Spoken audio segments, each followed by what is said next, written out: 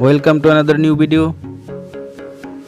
In this video you will see how to get voice chat on Roblox mobile. Please follow complete the process.